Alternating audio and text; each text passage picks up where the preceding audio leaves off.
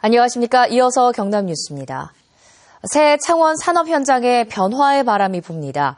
R&D 기능이 떨어진다는 창원 국가산업단지에 산학융합지구가 생기는데요. 대학 연합 캠퍼스와 연구소 등이 들어섭니다. 오종우 기자가 보도합니다. 지난해부터 일본에 3D 프린터를 수출하는 창원의 한 중소기업. 해마다 매출의 7%를 R&D에 투자하지만 인재와 기술 확보에 어려움을 겪고 있습니다. 신입사원들이 현장에서 즉시 활용하기는 사실은 쉽지가 않습니다. 그 사람들이 학교에서 배운 내용하고 산업 현장에서 직접 활용하는 내용하고 좀 다르기 때문에 이 같은 중소기업의 R&D를 지원하기 위해 산업통상자원부는 창원에 산학융합지구를 조성합니다. 2019년까지 300억 원이 투입되는데 경상대와 경남대, 마산대 3개 대학 연합 캠퍼스와 기업 연구관이 건립됩니다. 융합센터를 통해서 R&D와 산업 인력이 복합적으로 작용함으로써 산업의 경쟁력이 더 한층 높아질 것으로 기대됩니다. 대학들은 현장 맞춤형 교육으로 실무 능력이 높은 인재를 양성할 수 있는 장점이 있습니다. 학생들이 직접 현장에 가서 기업의 환경도 익히고 실무 교육도 받고 함께 부딪히면서 생활하다 보면 자연스레 기업에 녹아 들어가지 않겠는가. 산학융합지구를 통해 4년 뒤에는 해마다 기계 관련 학부생과 석박사 335명이 이곳에서 배출됩니다.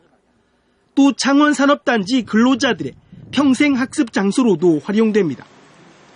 창원산업단지 산학융합지구가 조성되면서 인력 양성과 R&D, 고용이 선순환되는 체계가 구축됩니다. KBS 뉴스 오종우입니다.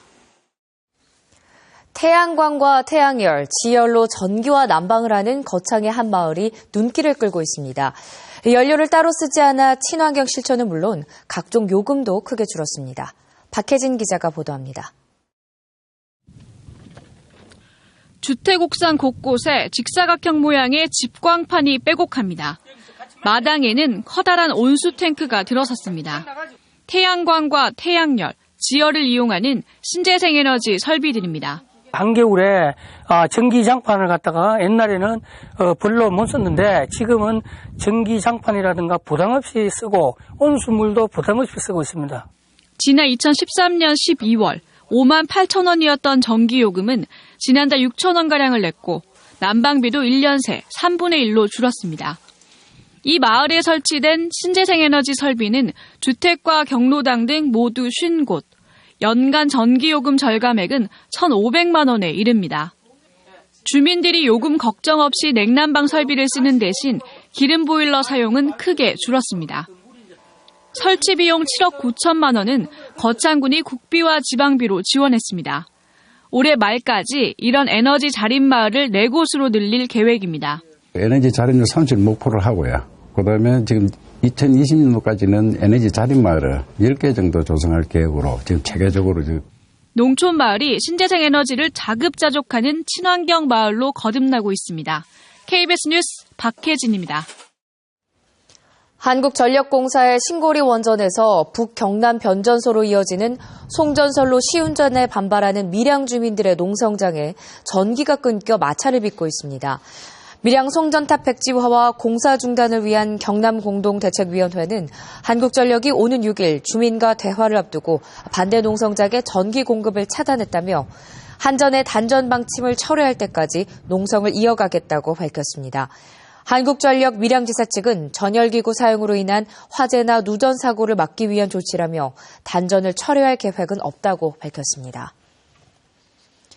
새 경남 지역 특성화고와 마이스터고 학생들의 지방 공무원 임용이 늘 것으로 전망됩니다. 경상남도 교육청은 특성화고와 마이스터고 졸업자의 지방 공무원 임용 관련 규정을 개정해 공업과 시설, 보건 등 임용시험에 응시할 수 있는 직렬을 확대했다고 밝혔습니다. 또 임용 추천 기준도 성적 상위 50% 이내로 완화했습니다. 올해부터 향판이라 불리던 지역 법관 제도가 완전히 폐지됩니다. 창원지방법원은 올해 지역 법관제가 폐지되면서 법관들이 특정 권역에 7년 이상 근무하지 못하게 됨에 따라 오는 2월 법관 정기 인사에 반영될 계획이라고 밝혔습니다. 창원지방법원은 이에 따라 창원지법 본원과 지원마다 교류폭이 커질 가능성도 있다고 설명했습니다. 금연을 새해 목표로 정하신 분들 잘 지키고 계신지 모르겠습니다.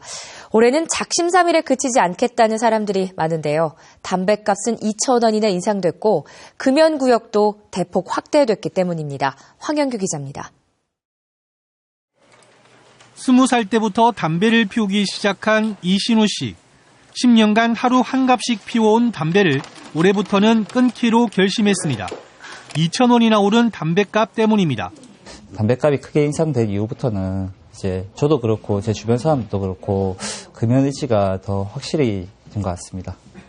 건물 밖 흡연 쉼터에도 거리에 마련된 흡연 공간에도 담배를 피는 사람들의 발길이 뚝 끊겼습니다.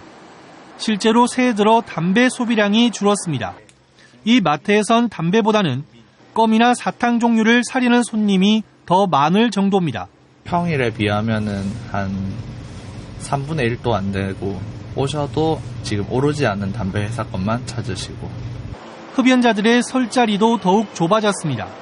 새해부터 금연구역이 커피 전문점은 물론 100제곱미터 이하 소규모 음식점까지 확대됐습니다. 이에 따라 부산 지역 금연 단속 대상 건물도 4만 1,000여 곳에서 7만 7천여 곳으로 늘어났습니다. 금연구역에서 담배를 피우다 적발될 경우 과태료 10만 원, 금연구역을 운영하지 않은 업주에게는 횟수에 따라 170만 원에서 500만 원의 과태료가 부과됩니다. KBS 뉴스 황현규입니다.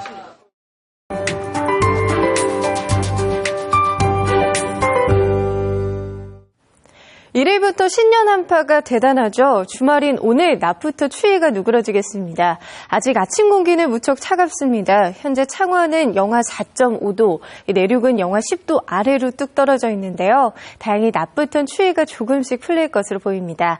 오늘은 낮 기온 6도 안팎까지 오르겠고요. 내일은 오늘보다도 더 기온이 오르겠습니다. 건조함만 아니라면 전체적으로 활동하기 무난한 날씨인데요.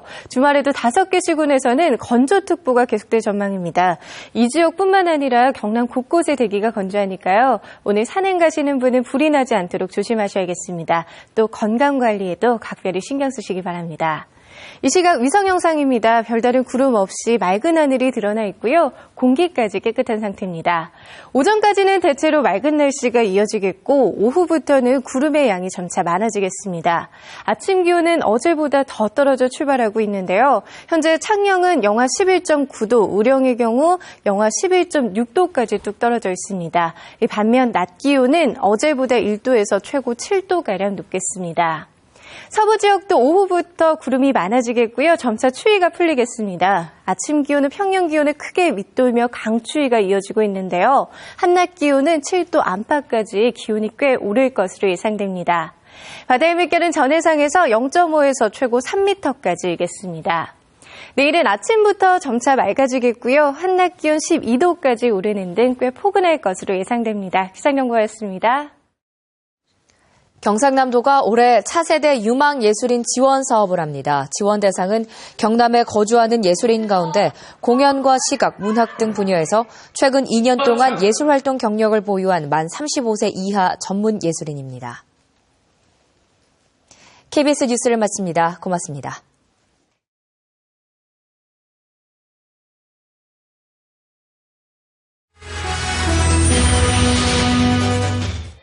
성역은 없다.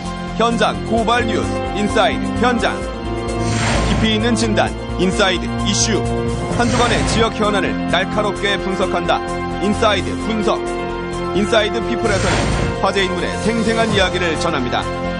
정통 시사 프로그램 뉴스 인사이드.